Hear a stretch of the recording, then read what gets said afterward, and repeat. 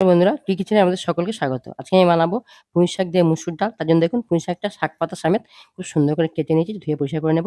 ছোট টুকরো করে আলু কেটে নিয়েছি, মুসুর ডাল সিদ্ধ করতে দিয়েছি, ধুয়ে নিয়েছি। এখানে জল বসিয়ে দিয়ে জলটা ফুটে গেছে। জলের মধ্যে আমি ডালটা এবারে দিয়ে দেবো। দেখুন ডালটা ফুটে গেছে। ডালের যে সা ডালের যে সাদা ফেনাটা হয়েছে আমি তুলে পরিষ্কার করে দেব। দেখুন এবার দেব টুকরো করা আলু। দেবো অল্প একটু হলুদ গুঁড়ো আর পরিমাণ মতো লবণ। দেখুন ডাল আলুটা ৭০ থেকে ৭৫% সিদ্ধ হয়ে গেছে। এবার আমি দেব পুঁই শাক। এবার আমি এটা ঢেলে নেব। দেখুন কড়াতে সামান্য একটু তেল দিয়েছি।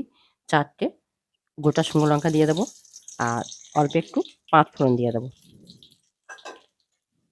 ফোড়নটা খুব ভালো করে হয়ে গেছে। এবার দিয়ে দেবো কোচানো পেঁয়াজ। দেখুন এবার আমি দিয়ে দেবো লবণ।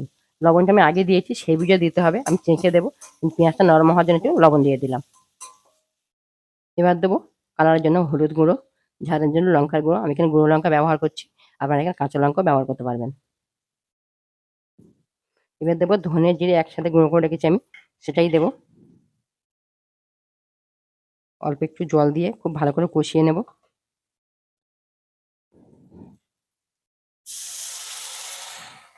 দেখুন মশলা খুব ভালো করে কষানো হয়ে গেছে। এবার আমি সিদ্ধ করা ডাল, পুঁই শাক, আলু এর মধ্যে দিয়ে দেবো।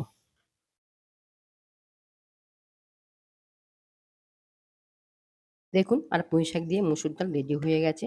এটা আমি এবার নামিয়ে নেব। আর কতটা মোটা বা পাতলা করেছি একটু দেখিয়ে দিচ্ছি। এটা খুব বেশি পাতলাও হয় না, খুব বেশি মোটাও হয় না। আপনারা পারলে এর চেয়ে আরেকটু মোটাও করতে পারবেন। ঠান্ডা হলে একটু মোটা হয়ে যাবে।